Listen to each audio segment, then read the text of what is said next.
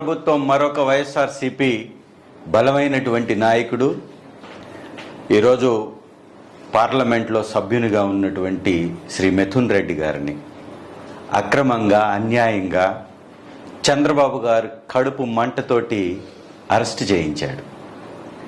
అయా చంద్రబాబు నాయుడు, ఇక నీకు ఈ 175 నియోజకవర్గాల్లో ఉన్నటువంటి వైఎస్ఆర్ కాంగ్రెస్ పార్టీ నాయకుల్ని అరెస్ట్ చేయటమే నువ్వు పరిపాలన అనుకుంటున్నావా? అరెస్ట్ చేయకపోతే ఈ రాష్ట్రంలో నీ యొక్క ఎత్తుగడలు సాగవనుకుంటున్నావా? ఇది అత్యంత హేయమైన దుర్మార్గమైనటువంటి చర్య. దీన్ని తీవ్రంగా వైఎస్ఆర్సీపీ ఖండిస్తుంది. మిథున్ రెడ్డి గారికి మచ్చలేనటువంటి నాయకుడు. వారు కానీ వారి కుటుంబం కానీ ఇలాంటి అక్రమ సొమ్ము తీసుకోవాల్సినటువంటి అవసరమే లేదు. వారు ఉన్నటువంటి ఉన్నతమైనటువంటి స్థాయి. చంద్రబాబు నాయుడు గారు ఏబిసిడీలు రాజకీయాల్లో నేర్చుకుంటున్నప్పుడే అత్యుత్తమమైనటువంటి స్థాయిలో ఉన్నటువంటి ఆ కుటుంబం చిత్తూరు జిల్లాలో ఉండటం వారు చేసుకున్నటువంటి పాపమా? చిత్తూరు జిల్లాలో ఘనమైన చరిత్ర కలిగి మంచి పేరు ప్రతిష్టలతోటి మంత్రివర్గంలో పార్లమెంట్లో వారిదైనటువంటి ముద్రను వేస్తున్నటువంటి పెద్దిరెడ్డి గారి కుటుంబంపై ఈ కక్ష సాధింపు చర్యలు ఇది కడుపు మంటతో తప్ప ఇంకోటి కానే కాదు.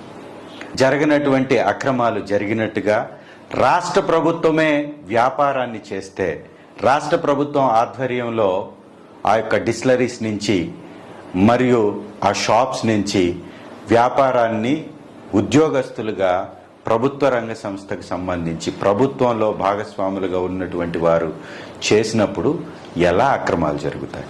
ఇవాళ చంద్రబాబు నాయుడు గారు ప్రభుత్వం వచ్చిన తర్వాత జరుగుతున్నటువంటి నీతి మాలినటువంటి వ్యవహారం మద్యంలో ఎలా జరుగుతుందో ఒకసారి రాష్ట్ర ప్రజలందరూ గమనించాలా.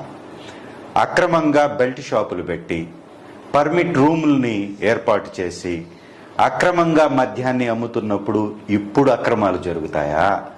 ప్రభుత్వం నిర్వహిస్తూ షాపుల్ని, బెల్ట్ షాపుల్ని ఉద్యోగస్తుల్ని పెట్టి అమ్మించి 3 క్వార్టర్లకు మించి ఉంటే అరెస్టులు చేసి విజిలెన్స్ డిపార్ట్మెంట్ని పెట్టి వైఎస్ఆర్ ప్రభుత్వంలో కట్టడి చేసినప్పుడు అక్రమాలు జరుగుతాయి. ఒకసారి ఆలోచించండి. వైఎస్ఆర్ నేతల్ని అరెస్ట్ చేయడానికి సృష్టించినటువంటి ఒక తప్పుడు సృష్టే ఈ యొక్క మద్యం కుంభకోణం అనేది ఎవ్వరూ మర్చిపోవద్దు. ఈ రాష్ట్ర ప్రజలందరికీ ఈ యొక్క సత్యం ఈ సంవత్సరంలోనే తెలిసి వచ్చింది.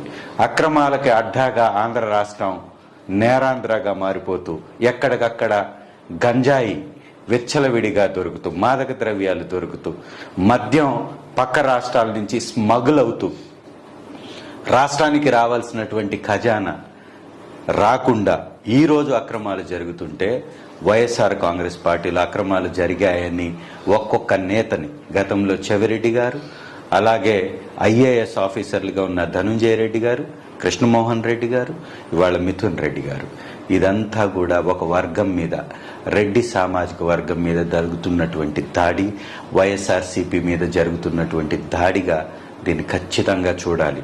బలమైన వైఎస్ఆర్సీపీ నేతల్ని భయపెట్టడానికి, బలమైన వైఎస్ఆర్సీపీ పార్టీని గందరగోళంలో సృష్టించటానికి, నెట్టడానికి చంద్రబాబు నాయుడు పన్నుతున్నటువంటి కుటిల రాజకీయం తప్ప దీనిలో ఎలాంటి వాస్తవం లేదు. ఈ వాస్తవాన్ని ప్రజలందరూ నిలదీయాలి, ప్రజాస్వామ్యవాదులు నిలదీయాలి. కోర్టులని లేదా వ్యవస్థలని తప్పుదోవ పట్టిస్తూ సాగిస్తున్నటువంటి ఈ యొక్క దుర్మార్గమైనటువంటి పరిపాలనకి స్వస్తి చెప్పాలి.